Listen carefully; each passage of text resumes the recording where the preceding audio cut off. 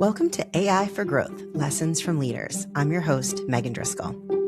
AI for Growth is a podcast that demystifies AI for business owners. Each episode features conversations with leaders who share their experiences, covering the good, the bad, and the ugly of AI implementation. We aim to help businesses understand how and where AI can effectively scale your operations, focusing on practical insights rather than just hype. Welcome. Welcome to AI for Growth, Lessons from Leaders. I'm so excited to have Sarah Mason here with me today.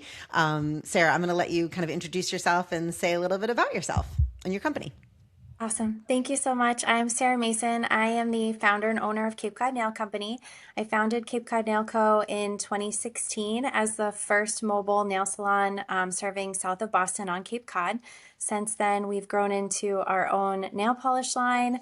Then we opened a brick and mortar salon in December of 2020, which was wild. And now I'm sitting in our second location that we just opened last month. So thanks so much for having me today. Amazing. Yeah, thanks for coming. I love the growth story, and I also really love a mobile clinic. Like, I love that idea because it's just nobody's doing it. Have people followed you since you've started it?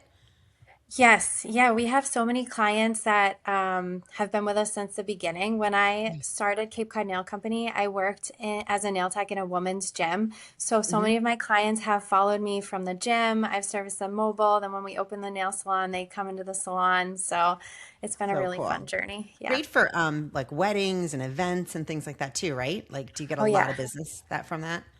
Yeah, we started marketing like in the wedding industry. So that's kind Yeah. of like how I've catapulted. Yeah, it's been fun. Yeah, I would imagine. That's great. So Sarah and I were talking, you and I were talking about like just, ways in which small companies like yours are using AI. And there were a variety of things that you were doing on an ongoing basis that were things that other companies could do and to make their lives easier. And I love just the simplicity of it. And I also love that you didn't have a lot of experience with AI either. So you kind of like learned as you went, which I think what people are doing. And this show is really for business owners who aren't really using AI beyond maybe just a simple chat GPT or kind of, creating small things. And so this whole podcast is about like practical tools. So can you tell us a little bit about how you're using AI in your business? Yeah, absolutely. So I am a a very reliable ChatGPT user. It's my favorite tool that I've found so far. I know that I'm kind of starting to dabble in other platforms, but primarily I use ChatGPT. And I'm constantly trying to find ways in my business that I can streamline being a salon owner. I employ 8 nail techs, and my job as the owner is to fill seats. So I'm constantly analyzing my salon numbers, figuring out my financials. So I use it a lot to help me like look at the schedule, find gaps. I know exactly how many hours we need per month booked at what productivity to meet, break even, like making profit and then crushing it in business. So it's a lot of financial salon analytics that I use it for. Cool. Talk us through like the specifics of that. So like what exactly do you do? What exactly do you feed it? What's the output? Like how are you exactly using it for financial piece? Because I think that's actually I do the same thing and I think it's actually a really helpful tool, but like the to do, how do you actually do it? So first I usually start with like what my problem is, right? So in the winter on Cape Cod, we're so seasonal. Our business really drops off. So earlier this year, I like took a really hard look at our winter numbers and I wanted to find the pattern of where the business drops off and then kind of dive into what exactly is causing that. Like, yes, we have less people on Cape Cod, but I really wanted to find that break even number and find where the inefficiencies in our schedule was. So I started by looking at cost per hour, what our cost per hour is in the summer versus what it is in the winter. And then I had it analyze recurring client numbers. I broke it down into asking it very specifically to find like not only cost per hour, but how much revenue we're generating per hour. And then worked backwards from there to kind of create goals. I run reports in the salon based on appointments. So how many hours we have on the schedule. And then I ask it to look at our retention rates and then factor that in. And I just keep adding layers. So like, okay, if we found our cost per hour and our revenue per hour. So how many hours based on that do we need to book, which leads us to this productivity. So it's a very like layered back and forth conversation that I have with ChatGPT when I do these sort of analytics, and I'm Mhm. constantly pressing it and asking it questions. How did you get this? What if we did this? Where did this number come from? So I don't take what it says for face value. I'm always challenging it, always asking it for another perspective, which I think is really, really helpful when you're working with AI. Yeah, for sure. Do you actually have it output into an Excel spreadsheet, a CSV file? Like how do you export the data that it's giving you? I usually end up creating like a really nice Google Doc PDF that I can Mhm. look at. I'm like more of a visual person. Sure. So when I'm looking at like revenue goals and all of those numbers, I'll actually have it create the PDF for me so that I can just drop it right in. I know exactly where to look. I'm not a spreadsheet person. I really struggle with it. So I like that visual Yeah. doc. Yeah, I think that's important too. And you can also do like kind of the waterfall look where it's kind of like if this, yes, then Yes. like Yep. and I like seeing it that way too, especially as I'm like thinking about like, okay, if this works, this is what's gonna happen. If it doesn't work, we gotta do this. Um Absolutely. that's super. So and do you feel like can you attribute ROI to that? Like do you feel like there has been an ability to increase bookings and create more revenue? Like, did you actually feel like by using this as a tool that you've increased your revenue? Yeah, absolutely. So when I started in the season, like looking at our off-season numbers, we found that the number of clients that were coming into the salon was actually not too far off than what we see in the summer, which is wild. But what was happening is that our revenue per hour was going up. But because we had reduced clients coming in, there was this cash flow gap, which sounds kind of backwards. But in the summer, we're so busy. So we're not doing those longer, more high value services. People just don't Mm. have time in the schedule, but they're doing less of the higher value services in the winter, which are pedicures. So it sounds so obvious, like people are not doing as many pedicures in the winter, that you're not in sandals unless you're going on vacation. Right. So it really like helped me dial in on our marketing strategy. So now my job this summer is I'm like in the process of creating this whole winter pedicure marketing campaign to really like push people to get those pedicures throughout the winter more for foot and nail health rather than like being cute when you're out in your sandals for the summer. Right. Um, yeah, so like when I first started using ChatGPT, it was really easy to be like, "Oh, give me a content calendar, like a marketing plan." But unless you have that like really specific goal on what that marketing plan needs to be for your customer at that specific point in time, it's going to create you a marketing plan, but it's not going to really like push that business and be as successful as if you really figure out those layers and dial it in. Yeah. Well, and I think that's true too. Like with anything, it's all kind of like input. Whatever you put into it, you get out of it, right? And so, this is why, to some extent, people talk about like AI is going to eliminate people, and it is going to eliminate jobs. There's no question about it. But AI is reliant on a person telling it what it needs, right? And that prompting is so important. Do you have a specific process that you take when you're thinking about prompting, or do you just keep asking it questions till it like some people have a strategy like where they sort of do context, tone, like they have a set group of things that they use every time they prompt, or do you just kind of go at it the way you want to go at it? Yeah, I typically kind of go at it the way I want to go at it. And a lot of the times I like know the end answer. It's just like a matter of talking through it almost and asking for that feedback and running through different scenarios. I'm constantly trying to evaluate things from all angles to find the gaps. So I ask AI a lot of questions, and like I said earlier, I like push back on it a lot. Like, why would you tell me to do this and not this? Why is this better to do it this way than this way? So I really try to be like so specific. And also when I'm prompting it, there are things that I don't always think of right away. So I'll come back to it and be like, oh, actually, I forgot about this. Like, we're only Right. open 5 days in the summer versus 7 days in the winter. So how does that change my numbers? If we added a day, what would this look like? So it's a constant process of just figuring it Yeah. out. Well, it's like having the way that you're using it, it's like having a financial advisor that's sitting Yeah. in your business that's telling you, right, like how to, even just like if you increased your costs by $10, what would that do to your revenue overall? Like, those kinds of things. So you mentioned that you were doing a little bit like content calendars, things like that. How are you using AI for marketing? I usually ask it, to help me like develop that pedicure marketing winter. So Hmm. I don't really, I'm like not a marketer. I'm a nail tech by trade, and I Yeah. just kind of have been learning in my business as I go as an owner. But I do understand people, and AI has actually taught me a lot about how to view marketing and like really specific. You have to be so specific. Like, who is the customer that you're trying to market to? What is that message? And how are you meeting that end goal? Hmm. Um, so I usually do like specific campaigns, and then I break it down into like a social media campaign.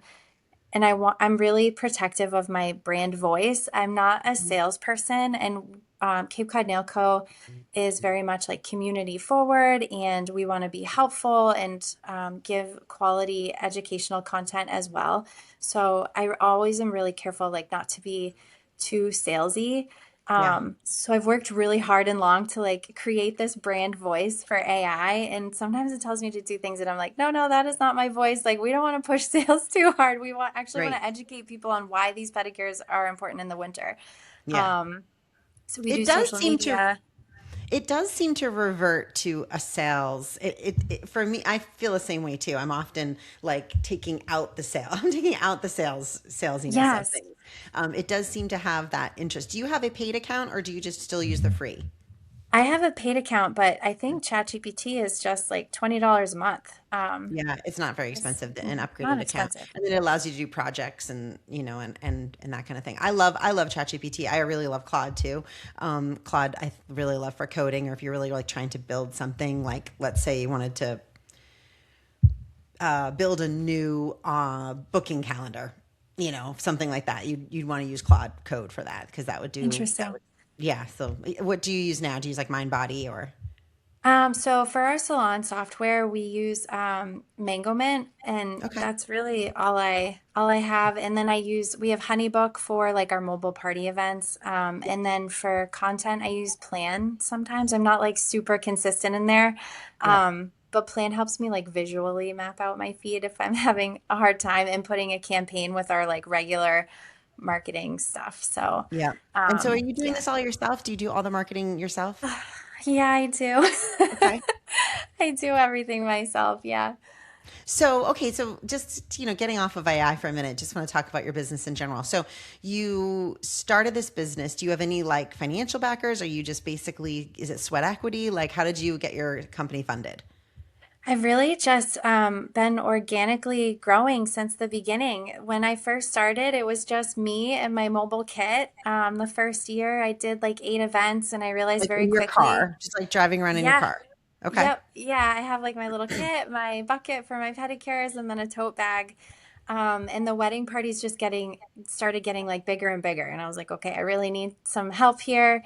So I just started like finding other nail techs. When I started my business, I was a stay-at-home mom. So my hours were really limited. So working Hmm. weddings, so they're always on the weekend, was helpful. So I found all these other nail techs who were moms that couldn't really hold salon jobs consistently, Yeah. that just love doing nails. And from there, like we kind of realized that we wanted to be like a brand and not just people started calling me like, oh, the nail girl. I was like, no, no, like we're actually like a real business. I'm not just a nail girl. So I wanted a brand. And nail polish was actually our biggest expense working mobile parties. Once we got like 8 techs on our team, I had to build out 8 different kits that had maybe 30 polishes in each kit. Wow. Yeah. So the polish line was a really great, like solution to creating that brand we needed a little bit more income. Our mobile parties were so seasonal, and cutting our costs for product as well. So, Yeah. One of the yeah. things I always kind of I never quite understand, and maybe I get my nails done all the time, obviously. All the women are going to love this show. But I always I want to leave with the color because like if I chip it on vacation, I want to be able to fix it on my own and not have my nail chipped while I'm away. And I've never really understood why nobody offers that to me.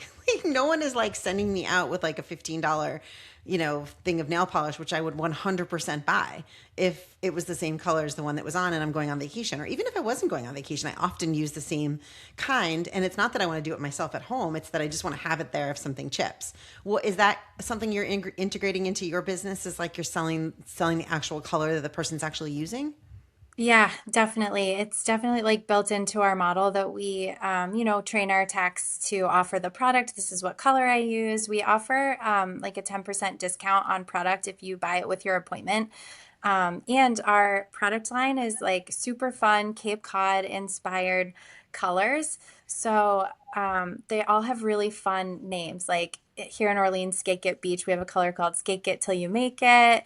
Mm. We're going to need a bigger boat, Beachcomber Blonde. So not only are they really great to Beachcomber have for blonde. touch-ups, it's like really great, like to sell to people who visit Cape Cod, who love Cape Cod, which I think is a perfect segment into talking about SEO, and Yes. how I also use AI to craft the back end of my SEO on Do marketing that. nail polish to people who are outside of Cape Cod. Let's do that. I love this. So you can go to your website and I can buy your line now online. Is that correct? Yes. Yep, Okay. that's right. All right. So tell me about how you've optimized the SEO using AI. So, through like learning about marketing with ChatGPT, I over this winter, and I always do this way too late. If you're going to be using ChatGPT to optimize your website for holiday, definitely start it in like August or July, even better. But I started thinking about like who I actually wanted to market the nail polish to. And the retail that we do in salon is actually like very minimal compared to what we sell direct to customers through our Shopify website. So I Okay. started thinking about like, we have so many people in the salon coming from Connecticut, New York, like Rhode Island, Florida. A lot of our clients will go to Florida in the summer and or in the winter, sorry, and then they come here for the summer. So I wanted to optimize our SEO on our website to reach those people who are living in Florida to find our polish, and they're going to see it. And the colors are Hello Hydrangea, like, oh, that's so cute, Hydrangea Fest and Chatham. So, I love that. Okay. So what did you yeah. do? First, I had it tell me and analyze like what I had going on. It gave me a prompt. You might know this. Correct me if I'm wrong. I think it's site dot dot and then your domain. So it's Yes. site dot dot capecodnailco.com, and that prompt blew my mind. I put it in, and it shows you what Google thinks your website is about.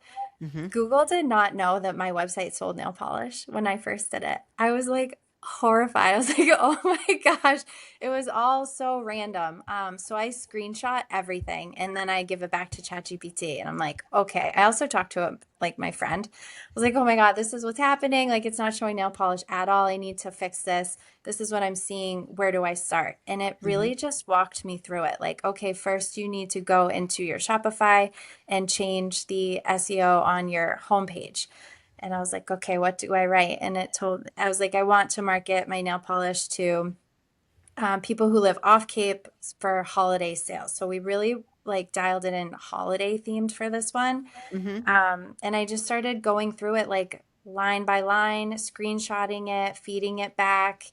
Then we went And by through. screenshotting it, what do you mean you screenshot it and then you just uploaded the Oh picture? yeah, all Oh, the okay. time.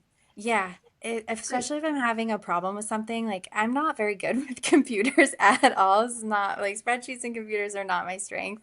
So I screenshot Oh, by the everything. way, this is why this is so great because you actually think you are terrible at something and you're like a million times better than most people. So I love this. I Thanks. love this humble approach to this. You are actually doing way more than most people are doing. So I Thank love, you. I've never screenshotted and put anything in. to Oh, ChatGPT. So really? Yeah. I'm more of like a wordy explain kind of thing, but I love that you did that. That's so easy. Okay. So you basically went and found out that your SEO was not correct or not what you wanted it to be. It And was bad. then, right. Okay. And then you went and asked, obviously you said to chat, where do I need to fix this? And then you showed them what was there now. And then it told you exactly what to do. Yeah, yeah, exactly. And then we walked through like every single page. Then I was like, okay, like I've heard something about tying backlinks. What does that mean? What is that? And it was like, oh yeah, good point. Like if you have a blog, which I do. So then I sent it photos of all my blogs and how can I backlink products. It was just we literally went through it page by page. It probably took me 5 weeks, and I went through every page, every product. I even updated like the or the text on photos and Yeah. just really curated it for holiday selling to people who don't live on Cape Cod. Amazing. So you did this, you said you did it a little too late for holiday. When would you said you would have started in August? I got it done. It wasn't like perfect, but we actually had like a record-breaking holiday Well, this is what I was going to ask you. sales. Okay, so what Yeah, happened? You do it, yeah, and what happened? it was wild. We had like one of the best holiday seasons that we've had in years. And then like on top of the SEO, I started thinking about like collections and creating collections. We got into Facebook ads a little bit, which we didn't even Mhm. talk about this. I kind of forgot that I did this. And I saw like huge success with Facebook ads too from the SEO. But what I Yeah, did learn is that like all of this was so great and I learned so much, but the one thing that I really missed the mark on, and I want to figure out how to work on this too, is I got people to come to my website and maybe buy it, but I don't have any systems in place to like follow up with them and continue and like really keep them as a client, a customer. I know. I that's where know. I'm going to help you. Yeah. Yeah. Yes, you want to turn Um, every customer you want to turn into a forever customer, right? And the only way yeah. to do that is to like link it. So essentially, what you do is on the back end is you create an automation to collect that data, and then Yes. you'll have an automation that will forever speak to them. It'll be forever selling your new line, or right, you'll always be reaching out to them about something else, and it'll be automated. Yeah. So Yes. um, Yeah. ultimately too, I think that's that problem for you is a problem that a lot of small businesses have, and it's like SEO, that like the holiday backlink and the SEO changes that you made for the holiday resulted in a big ROI. So too does automation and follow up and consistency with existing clients, because they are your best buyers ultimately, right? Like they have already used your line, they will buy it again. And also too, like for you, you've got such a cute niche. Like Beachcomber Blonde is so adorable. There are a million people who've gone to the Beachcomber, and like how fun is it to put Beachcomber Blonde nail polish in your kids' stocking at Christmas, right? Like whatever. It's just such a sweet, or people who get married on the Cape. You should do a whole wedding line of like the I names know. of all the places to get married on the Cape, like Pompanesset Purple or something. You know what I Yeah. mean? Like here I am giving you all, No, but please send me all the nail polish color names. We're always asking people to send us names. If you yeah, I think of think you could something, do a drop it whole in. wedding. Think about a whole wedding line, and then all your girls in your wedding get them, or you can make it a gift for everybody. And then it's just such a like cool. People always like want to go back to that wedding day and whatever. So anyway, yeah, I love that. But that's the key, right? It's like you're doing so many amazing things, and then how do you continuously mine those existing clients who have bought from you before to continue to buy from you, since they're already a great customer. So I'll help you fix that. But Thank you. you're doing such an amazing job. It's unbelievable. Like I'm super proud of you for this. Thank you. So tell me a little bit about, because people are always wonder like Facebook ads and whether it's worth it. And, it's a little bit different than I think a Google ad, which is more expensive, but you're getting like much more targeted. Someone saying like nail salons on Cape Cod, and you'll pop up, right? Facebook ads is a little more broad. You're sort of saying like anyone 18 to 27 or, whatever, Yeah. 18 to 65 female, like who lives in this area, who follows nail salons, or, you're figuring it out. How did you think that went for you? Did you feel like it was something that worked for you, and would you do it? And are you going to continue to do it? I think it did. It really did work for me. But like working with ChatGPT and all this back and forth, I realized that you like really have to have like, you have to be so specific with everything. So I started running just like a general ad. And then I don't understand like how to read Facebook ad analytics at all, like still to this day. So every single time I would like screenshot it and then put it into ChatGPT and ask it like, can you break this down for me? What does this mean? And it would say like, oh, so many of your people are seeing your ad and clicking on the link and getting there, but your website isn't converting that sale. So I'd be like, Hmm. okay, like I can run as many Facebook ads as I want, but if my website isn't set up for the conversion, then I'm wasting money. So then I Yeah. would go back to it and be like, okay, like this is my website, this is the product page. What can I do here to increase conversion? And then it would be like, oh, if you can add a couple product reviews to your product page. So it really, it's like like a building block of back and forth. But I realized too that having those specific collections, like a bridal collection or like a Cape Cod beach collection, we have a white shark themed collection. So Mm, this year I've been like working on it's gills just want to have fun. We're gonna need a bigger boat and great white. I So love it. Shark Week is coming up and I'm like excited to start building out this whole Shark Week campaign using ChatGPT to like help me and yeah, just see what happens and see if we can get it to kind of take off. But I love it. I yeah. love it so much. I think what you've said today is really helpful. I don't think, again, even the screenshot thing, I've never done that. So that was super helpful. I'm like, oh, I can just screenshot this and not have to describe it. That's kind Oh of going to no. save me some time too. So, Yeah. like, I love this because I not only learn things from these guests all the time, but also, people who are listening pick up some really good tips. And I think this has been Awesome. like super helpful. And you're like an incredibly authentic person, and I love it. So you're so humble. You're doing so much better than you think Thank you you. are. You've got an amazing Thanks. business. I'm so excited for your future because you're definitely the kind of entrepreneur that is going to be successful because you're creative and you're working hard and you're innovative and all of the things. So you're doing a great job with your Thank you. business. Yeah. Thank you. It was so lovely to have you. What's just make sure people know where to reach you. So tell me about where the salon is, how they can find you, what the website is, all that kind of stuff. Sure. So you can find us at capecodnailco.com. We have two nail salons now, one located in the Mashpee Commons, one in Orleans. We're right at the Orleans Rotary in the Nauset Surf Plaza. We'll always come to you, or you can always grab a bottle of polish to DIY at home as well. So Amazing. Amazing, Sarah. It was so great to have you. Thank you so much for being here today. thank you. Thanks so much.